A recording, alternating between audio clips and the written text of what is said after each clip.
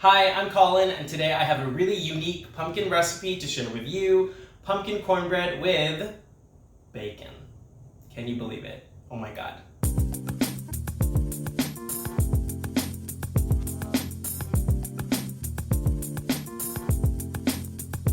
This is a terrific recipe for a fall brunch or your Thanksgiving spread or literally any other day because it is delicious and you don't need a seasonal reason to eat something yummy. Am I right? You know I am. The addition of pumpkin makes this cornbread incredibly moist. Some people don't like the word moist. I'm not one of those people. And the bacon adds texture and a really nice pop of salt. I have preheated my oven to 350 and I forgot to take this thing off.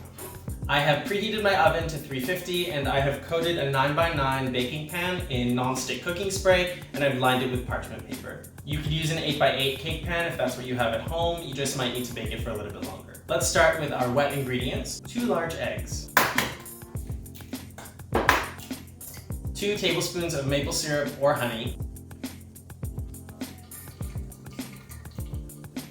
3/4 of a cup of milk. And 1 cup of canned pure pumpkin puree. Make sure it's pumpkin puree and not pumpkin pie filling. That's very important. And now I'm gonna whisk all my moist ingredients together.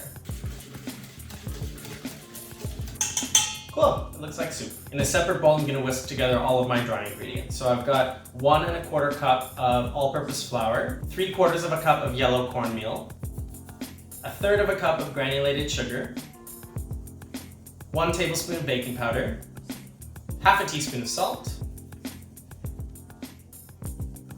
1/2 teaspoon of ground cinnamon, and 1/4 teaspoon of nutmeg.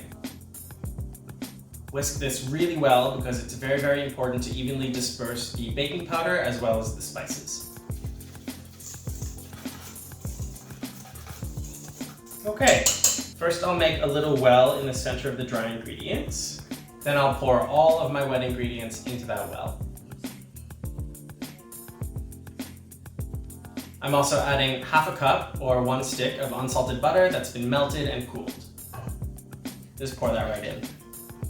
We're almost done. Can you believe it? Yeah, I know, easy. And just gently mix everything together. My batter is just combined and there are a few lumps, which is okay. Now it's time for what we have all been waiting for, bacon. I've got 1 cup of chopped cooked bacon and it's nice and crispy. And just pour that all right in. Delicious. This smells so good already, and it is not even baked. It's very, very important that your bacon is cooked to crisp because if it is not, then any unrendered fat will leave these greasy, jammy bits in your cornbread, and that's gross. Now we just gently fold all the bacon into our batter. This is so good smelling! My bacon is really well dispersed throughout my batter, so now I'm gonna pour it into my baking pan, and then we're ready to bake. My god. Here's the baking pan. Here we go!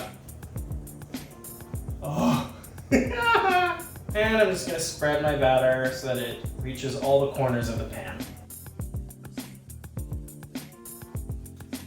We are ready for the oven. I'm gonna bake this for 25 to 30 minutes or until a cake tester inserted into the middle comes out nice and clean. Let's do it! Yum! All right! Woo! My oven is making a weird clicking sound.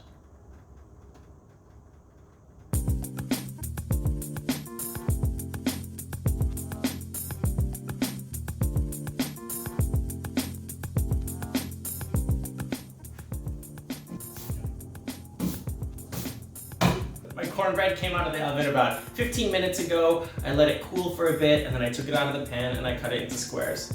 And here we are. I am very excited to eat this because I haven't had lunch yet. And I'm starving. But let's eat this now!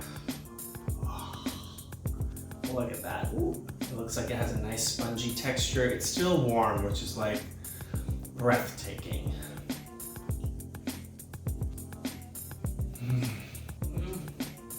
It's sweet and savory at the same time. The warm spices work really nicely against the salt of the bacon. It's just delicious. This would be amazing with some maple butter or some honey butter or just as is. The addition of the pumpkin gives this cornbread a little bit more moisture than a regular cornbread. Again, moisture, moist. I hope you try this recipe at home. It's really easy. It doesn't require any special equipment. Give it a try. And that's it, baby. So thanks for baking with me. I'm Colin, and I'll see you later. It's over. We're done. Goodbye.